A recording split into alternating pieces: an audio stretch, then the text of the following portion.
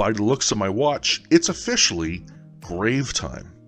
In May of 2021, I took a trip up to Coloma, California, which is located in El Dorado County.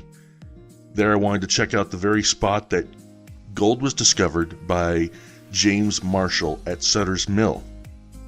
Now, the discovery of gold took place in January of 1848, but it wouldn't be until the following year when the whole gold rush would begin, bringing people from all over the world to California.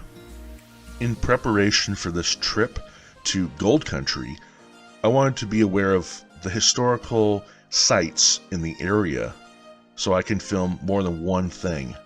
And on this particular trip, I found out about the very first Japanese establishment on American soil, a little place called Wakamatsu. I took the stone pathway to get to the historical placard, which by the way was quite difficult because the tree and the bushes around me were overgrown. I am 6'4", and it was a struggle to get through. Never mind the fact that the area was infested by yellow jackets. Now, let me go ahead and take a moment to read the historical placard for you. Wakamatsu Tea and Silk Farm Colony, site of the only tea and silk farm establishment in California. First agriculture settlement of pioneer Japanese immigrants who arrived at Gold Hill on June 8, 1869. Despite the initial success, it failed to prosper. It marked the beginning of Japanese influence on the agriculture economy of California.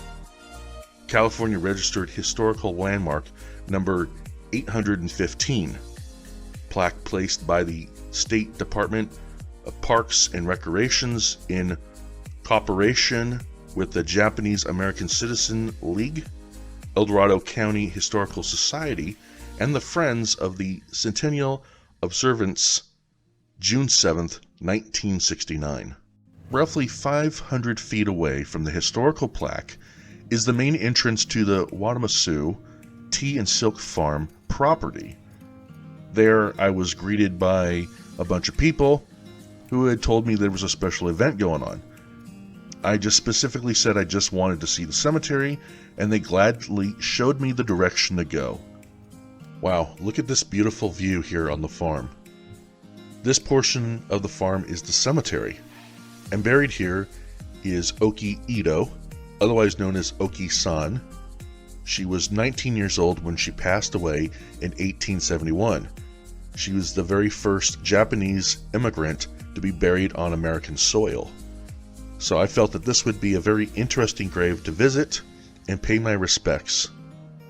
Oki's good friend, Matt Sanasaki, who had worked here on the farm, spent 15 years saving up money to get her a decent tombstone.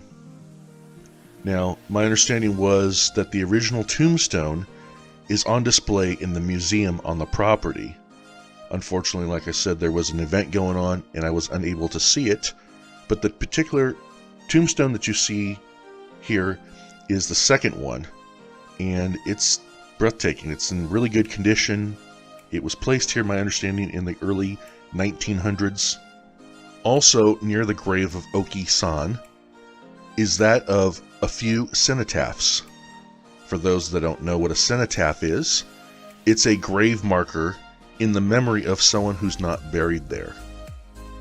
Much like if you go to a park and you see a statue dedicated to someone, doesn't necessarily mean that that person frequent the area.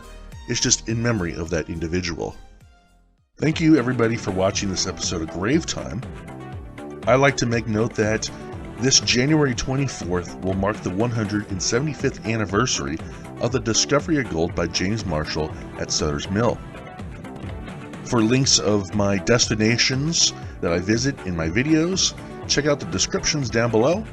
Make sure you subscribe to my channel and hit the notification bell so you can be in the loop of the next Grave Time adventure. Until next time, thank you for watching. God bless you all. Have a wonderful day. Bye.